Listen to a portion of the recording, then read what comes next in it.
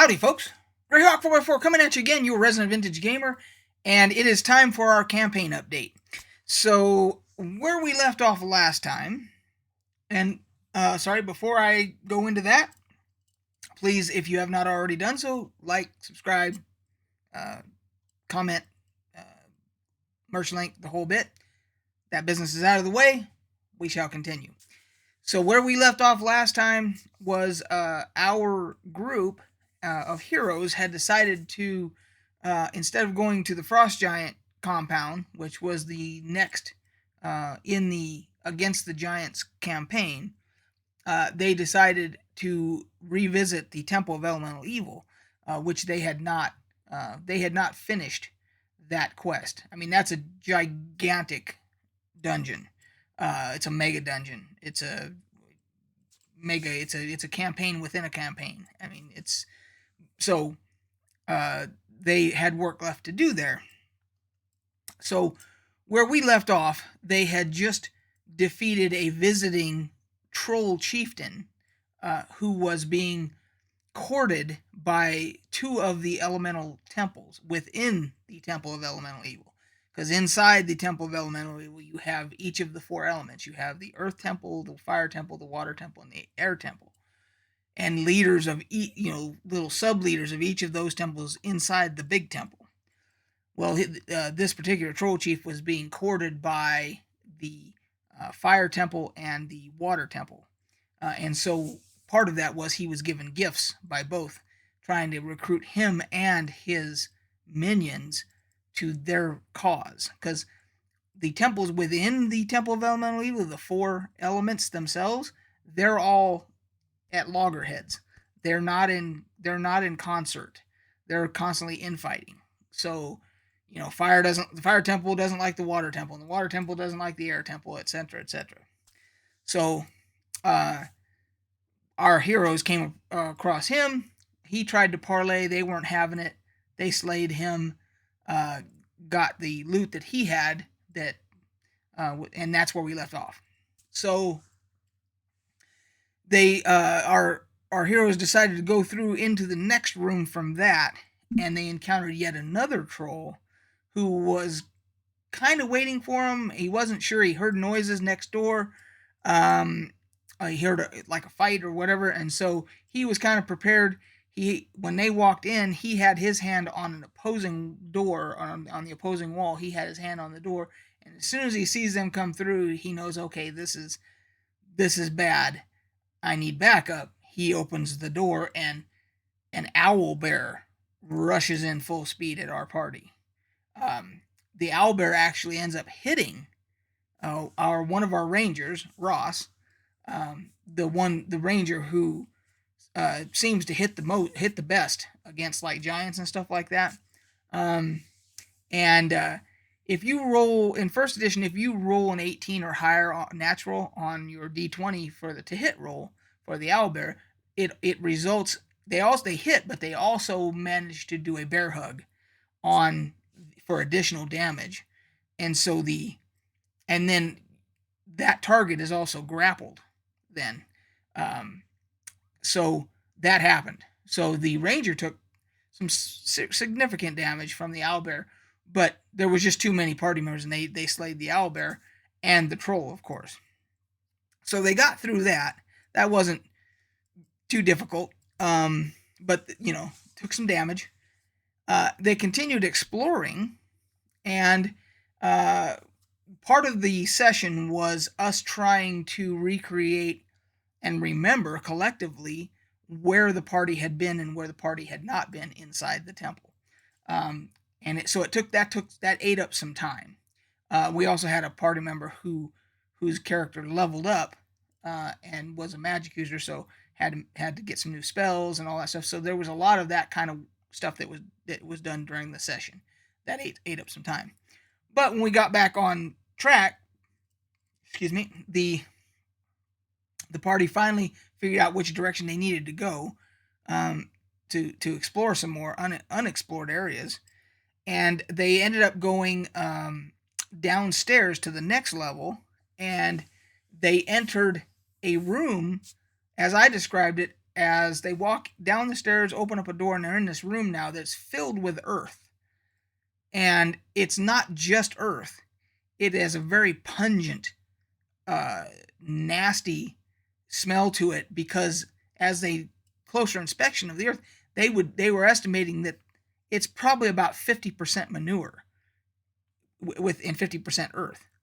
And then there's all this fungi, big, stalks of fungi, and that type of stuff all growing throughout this. So it's more like kind of like a mushroom growing room, a giant mushroom growing room, whatever.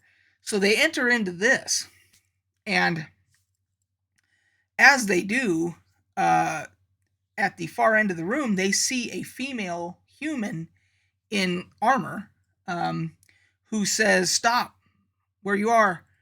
Don't come any further.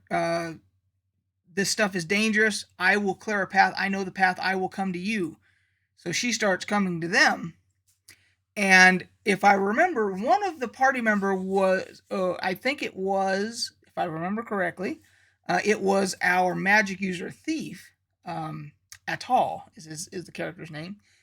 He said, "I'm not believing this. I think this might be an illusion."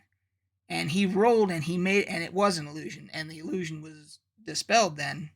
And it turned out that it was a Lamia, which is it's like a centaur, but female. So imagine a centaur, female upper body, lower body of a horse or whatever. And by this time, she has already charmed Ross, the one ranger. She's tried to cast suggestion on the gnome illusionist. Failed. He made his saving throw. And it's in the module.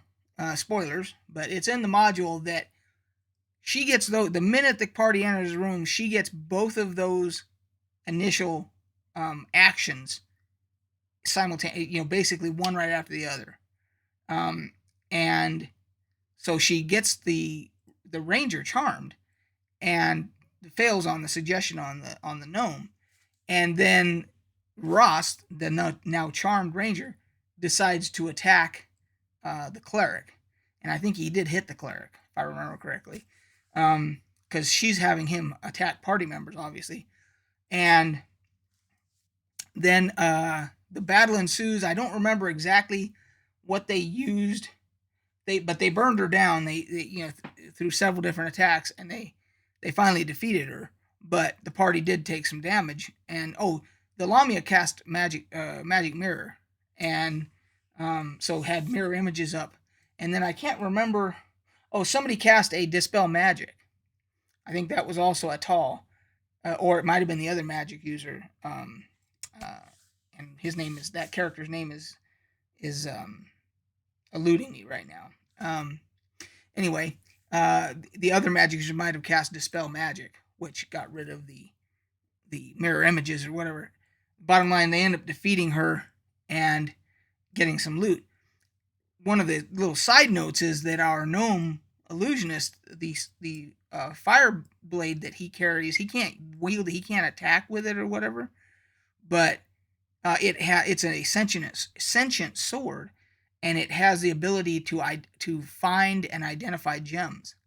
And so he relies on that sword to say, "Hey, there's gems up ahead, boss," or whatever, And so they knew there were gems in her, and sure enough, she was wearing, I think it was a necklace with gems on it or something like that.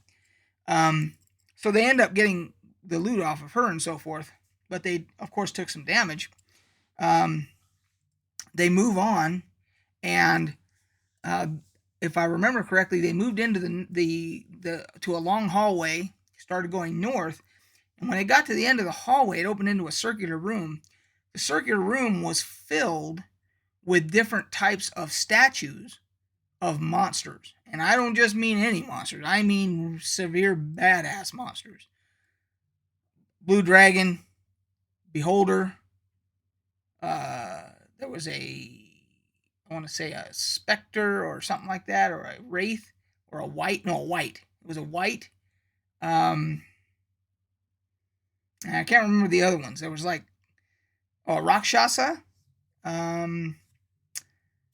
And I'm trying to think what else there was. There was the dragon, beholder, rakshasa, white. There was 6. I can't remember exact. One of them was an ogre magi. An ogre magi was the 5th, and I can't remember what the 6th one was. But anyway, some severe badass monsters depicted in these statues. And so they were cautious enough to not want to go in thinking, well, these things are going to animate if we go in here.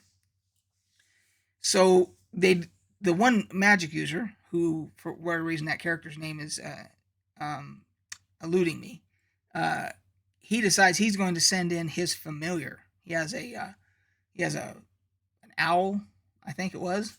I say was because it was.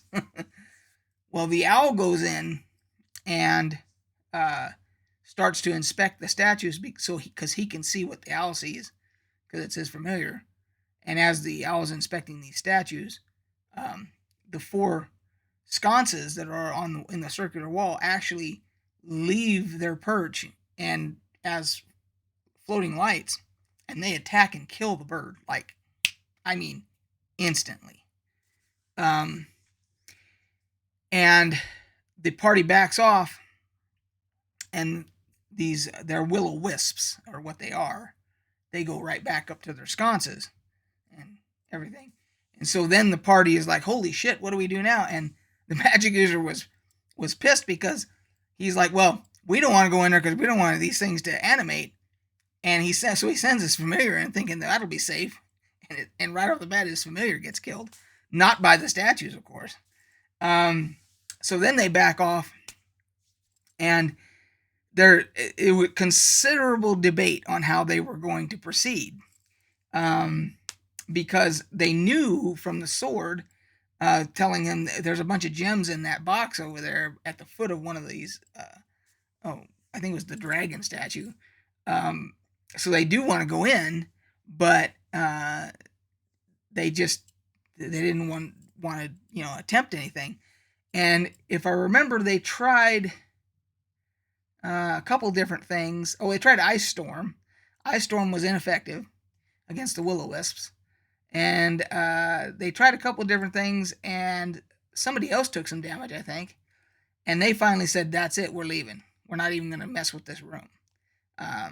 So they backed off because they were concerned that if the Will-O-Wisps by themselves were deadly, imagine if that happened, and then on top of that, the statues came to life.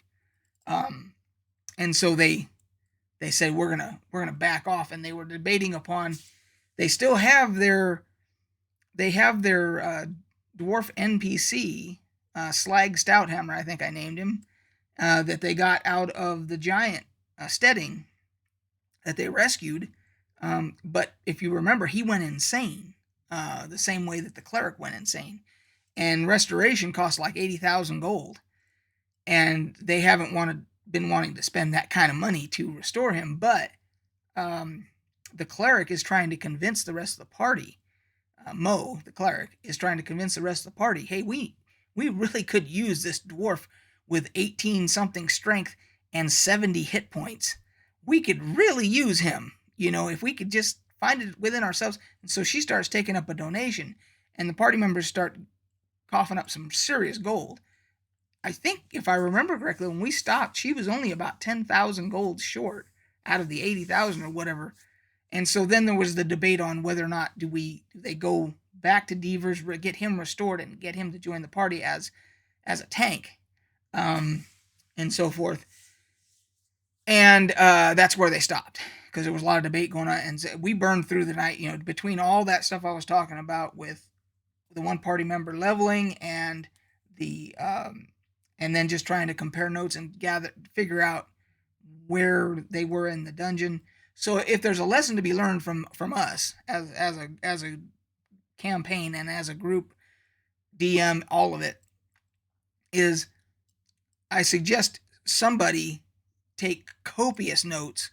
The DM shouldn't rely on the players solely to be the ones to take notes on where they've been, where they haven't been, and vice versa.